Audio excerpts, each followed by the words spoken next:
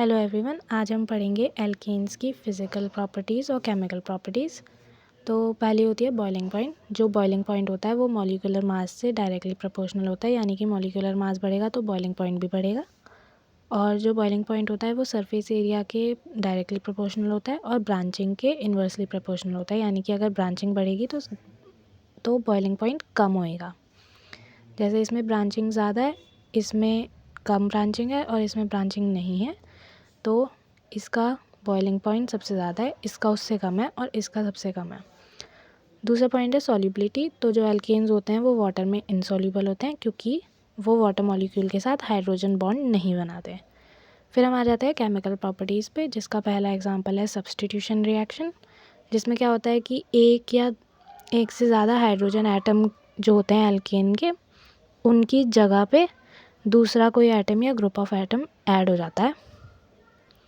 Substitution reaction का पहला जो एग्जांपल है वो है हैलोजिनेशन, जिसमें हैलोजन ऐड हो जाता है हाइड्रोजन की जगह पे। ये हायर टेम्परेचर पे होता है और अल्ट्रावायलेट लाइट की प्रेजेंस में होता है। इसको हम ऐसे लिखते हैं, ये आपको याद करना पड़ेगा।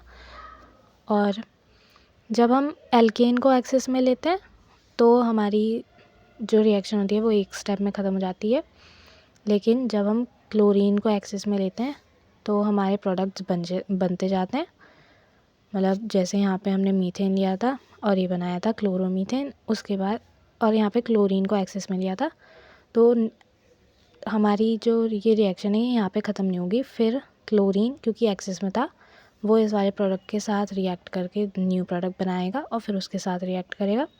तो इसमें यही होता है कि सबसे पहले एक हाइड्रोजन बॉन्ड टूटता है और वहाँ पे एक क्लोरीन लगता है, और फिर क्योंकि जो क्लोरीन एक्सेस में है तो हमारा वो चलता रहेगा, एक हाइड्रोजन बॉन्ड ब्रेक होगा और क्लोरीन ऐड होगा। आप देख सकते हैं, ये एग्जांपल है। फिर नेक्स्ट है कंबशन। इसको ऑक्सीडेशन रिएक्शन के नाम से भी बोल सकते हैं और रेडॉक्स रिएक्शन के नाम से भी बोल सकते हैं।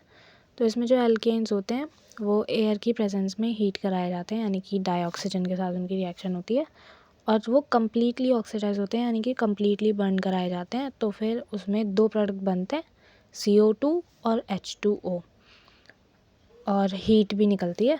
तो जब हम ऐसे मतलब किसी भी एल्केन को ऑक्सीजन के साथ रिएक्ट कराएंगे तो उसमें दो प्रोडक्ट बनेंगे, CO2 यानी कि कार्बन डाइऑक्साइड और वाटर। उसके बाद आप इसको जो है बैलेंस कर देना, नहीं भी करते हैं तो कोई बात नहीं। नेक्स्ट है कंट्रोल ऑक्सीडेशन। तो इसमें क्या होता है, इसमें भी सेम ही होता है, और लेकिन कैटलिस्ट यूज़ करते हैं हम। अलग अलग कैटलिस्ट होता है, वो आपको इसके हिसाब से याद करना पड़ेगा। कैटलिस्ट के हिसाब से होता है कि हमारा कौन सा वो बनेगा। जैसे कि इसमें एल्कोहलिक ग्रुप का बन रहा है, इसमें एल्डिहाइड बन रहा है, इसमें कार्बोक्सिलिक एसिड का प्रोडक्ट बन रहा है, वो आप देख लीजिएगा। इसमें भी ऐसे होता है कि बॉन्ड टूटता है और ऑक्सीजन ऐड होता है। ऑक्सीजन ऐड तो होता है लेकिन सब में एक तरीके से नहीं होता, वो आपको इनके हिसाब से, कैटलिस्ट के हिसाब से देखना पड़ेगा कि क्या क्या हमारा प्रोडक्ट बनेगा।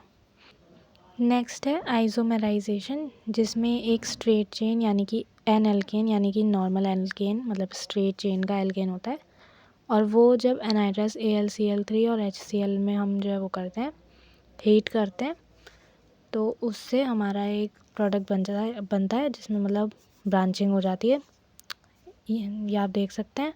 और इस वाले एग्जाम्पल में दो प्रोडक्ट बनेंगे, एक ये वाला और एक ये वाला, तो आप देख सकते हैं।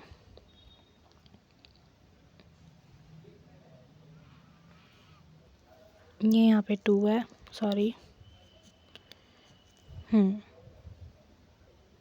नेक्स्ट केमिकल प्रॉपर्टी है एरोमेटाइजेशन। तो इसमें भी हमारा स्ट्रेट चेन का एल्केन, जिसमें 6 से ज़्यादा कार्बन एटम होते हैं, तो वो कुछ हाई टेम्परेचर यानी कि 500 डिग्री सेल्सियस तक के टेम्परेचर पे और 10 से 20 एटमॉस्फेरिक प्रेशर पे जो है इन वाले कैटलिस्ट की प्रेजेंस में हम जब कराते हैं एन एल्केन की रिएक्शन, तो वो एक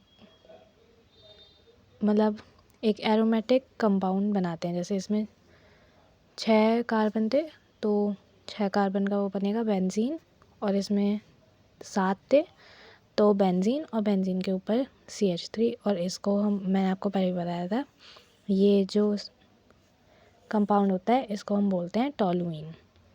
नेक्स्ट है रिएक्शन विद स्टीम। तो जब हम स्टीम मीथेन को रिएक्ट कराते हैं स्टीम में हाई टेम्परेचर पे इन द प्रेजेंस ऑफ निकल, तो कार्बन मोनोडाइऑक्साइड और हाइड्रोजन फॉर्म होती है, और इसी मेथड से हम इंडस्ट्रियल प्रिपरेशन करते हैं डाईहाइड्रोजन गैस की। ये आप देख सकते हैं CO और H2 जो होता है इसके मिक्सचर को हम सिन गैस बोलते हैं, आप देख सकते हैं। नेक्स्ट है पायरोलिसिस, जिसका मतलब होता है हीट की प्रेजेंस में ब्रेक होना।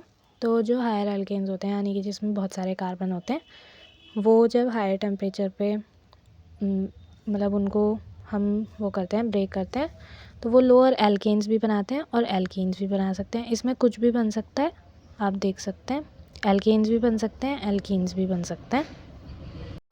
अगर आपको कोई प्रॉब्लम हो तो आप कमेंट्स में पूछ सकते हैं। बाकी वीडियो को लाइक कीजिए, शेयर कीजिए, चैनल को सब्सक्राइब कीजिए, और यहाँ से मैं आपको नेक्स्ट वीडियो में पढ़ाऊँगी। Thank you.